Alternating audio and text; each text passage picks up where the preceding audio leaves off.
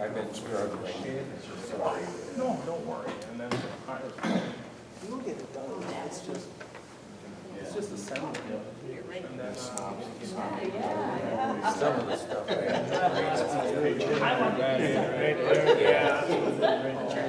Okay. just the utility stuff. Yeah, that's nice. I don't think it's gonna be maybe a 1 day or 2 day process, man. It's just tedious, that's why we're not. The railroad stuff, I'll grade something up about that, cause I talked to that guy. And then DGR, when they put their, use map, they don't put all this in the documents. They wanna know what it's used for, who's using it.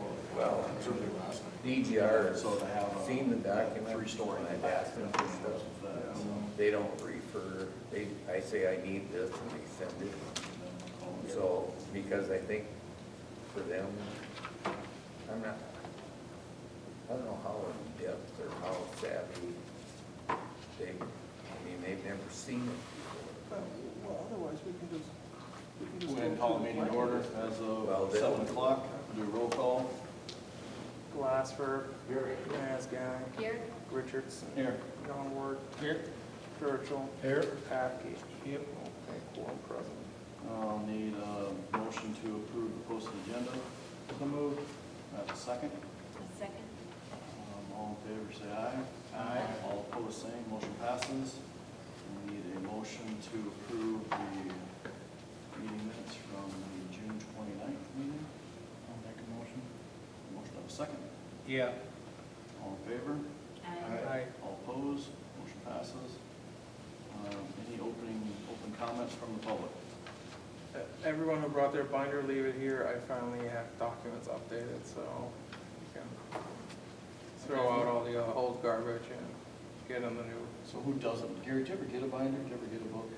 Not really, just Okay. kind of.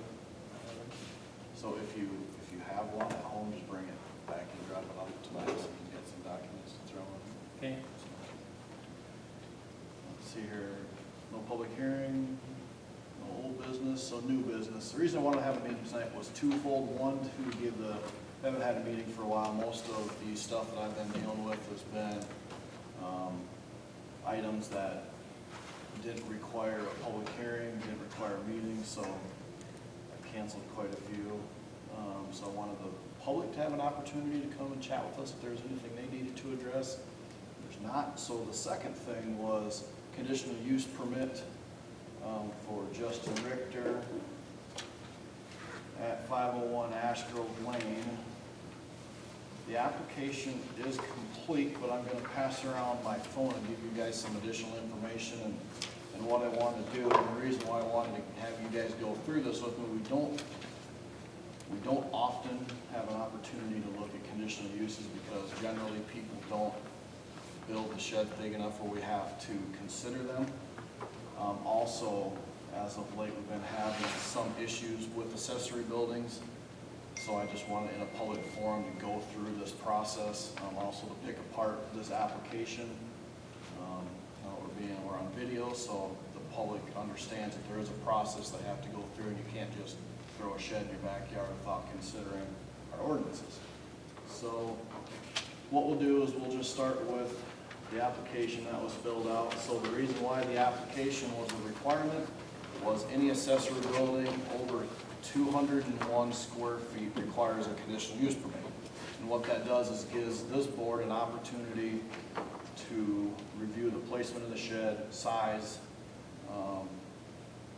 the aesthetics of it, and to make sure it fits in the neighborhood, and to make sure the whole ordinance was followed. So, because as you look at bigger sheds, there are certain requirements that they have to meet. So it gives us an opportunity to look at it, and then what will happen is after we go through this process tonight, then it will go on to be a public hearing at the city council meeting, and the city council will officially hold the public hearing with public opinion and comments, and then that will be approved or disapproved based on our recommendation from this board, which I'll present that night. So we can go ahead and just go through it. So looking at the site plan that he attached in the photocopy is very, very, very dark.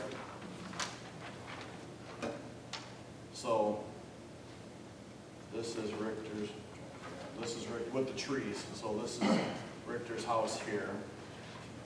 The shed placement, it's dark here, but he's showing 30 feet off of the back of the house and the requirement's only 10. His backyard's huge. So one of the requirements is that your accessory building cannot take up more than 30% of your backyard. He's clearly okay with that.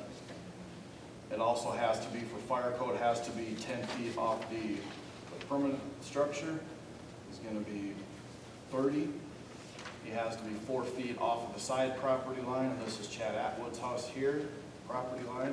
He's gonna be 5 to 10, is what he says here.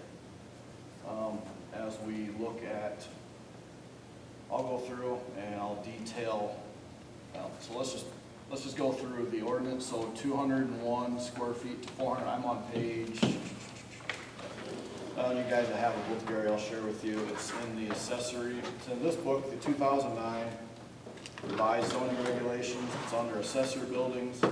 It's ordinance 195.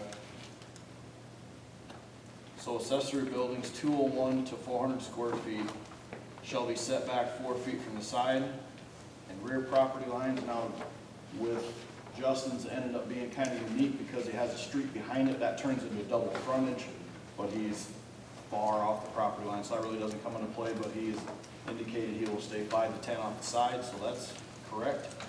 Shall not be located in the front yard, that looks good. Shall not have a wall height that exceeds 10 feet in height. The wall sides are going to be 7, so that's good. Shall not be more than 15 feet in overall height. That's good. And it can only be 1 story, it's gonna be just 1 floor. Shall not have a door opening that exceeds 6 feet in width. I had 2 different plans from him. One showed 1 6-foot door, one was a roll-up, and then the other one showed another 6-foot door, and that was a bifold door.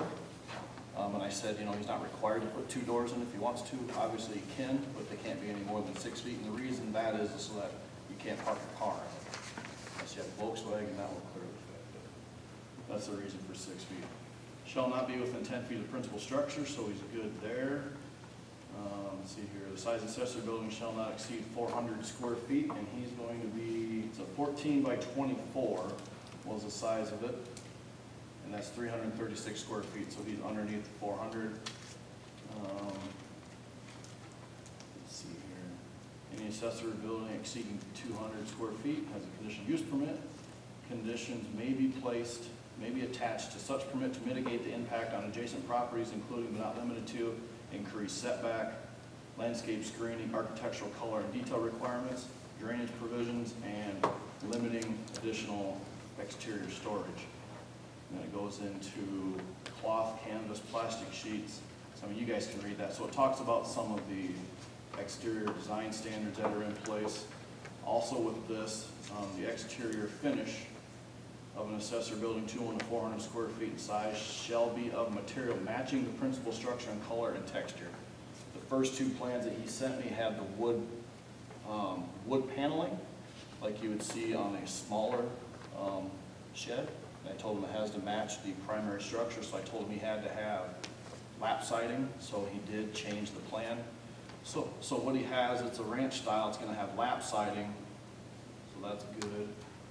He's gonna pour concrete to fasten it down. The roof pitch is a 512. It's gonna have an overhang. The siding color is virtual taupe, which matches the exterior of his house. Roof color is weathered wood, and that is an architectural shingle, since you're not allowed, when you get over that 200, to have metal roofing. Yep, so it will have architectural shingles, 6-foot door, and a 6-foot roll-up. And it goes into flooring, floor joists, roof vents, all of that stuff is included in that. So what I'll do is I'll just pass my phone down so you guys can see what the exterior is going to look like. And I apologize, I didn't get printouts for you. So nice looking shed. It's got a couple different windows in it.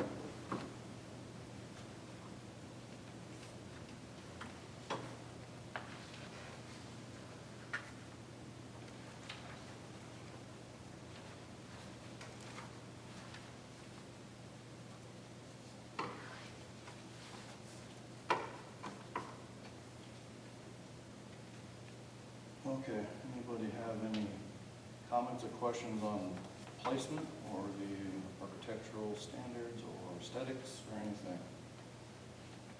No, I'd say none at all. Okay. All right. Tobias, I know it's not required, but I believe, just to make it official, I think we'll get a motion for approval from this board so we can present it to the Board of Adjustments in their next meeting. And Okay. that is scheduled, correct? Published? Yep, September 14th. Okay, great. I'll make a motion. Second. Motion and a second. All those in favor? Aye. All opposed, same. Motion passes. And that is all we have for tonight. We really don't have a lot in the hopper